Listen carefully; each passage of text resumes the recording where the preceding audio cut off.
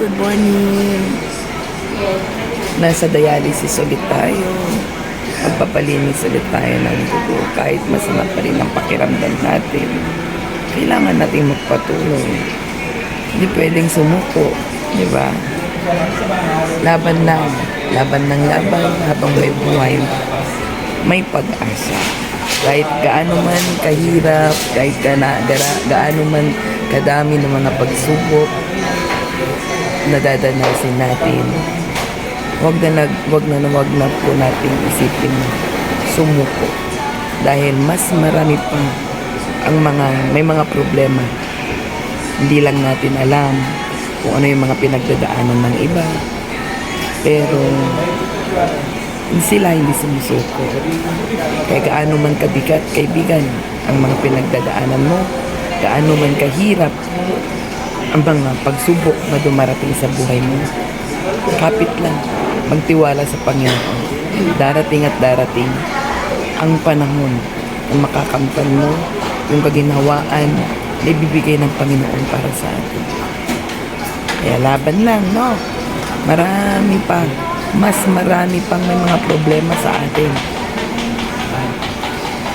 Kaya wag mong iisipin na pasan mo ang mundo. Dahil mas marami pa ang mga nandiyan na iniraraos nila yung mga buhay-buhay nila. Diba? Para lang sa pamilya nila. Lagi natin isipin na gaano man kahirap, gaano man kabigat ang mga pagsubok at mga pagdadaanan natin,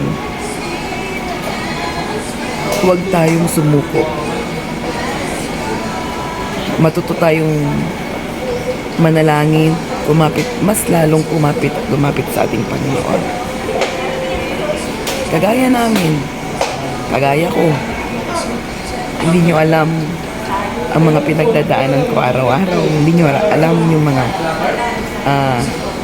bigat or mga pagsubok na sinusuong ko araw-araw. Pero ito ako, kahit nasa stage 5 na, kahit nasa end renal na, patuloy pa rin lumalaban, patuloy pa rin lumingiti. Diba? May mga pagkakataon, oo, kasi tao lang din naman po tayo na minsan naiisip natin, tama na, pagod na ako, ganun, hirap na ako, hindi ko na kaya. May mga pagkakataon kasing ganun, pero tao lang po tayo. Siyempre nararamdaman natin yun, pero huwag tayong sumuko. Mas lalo nating ilapit ang mga sarili natin sa ating Panginoon. Darating at darating yung panahon na makakamtan natin yung mga pinanais natin. Bye!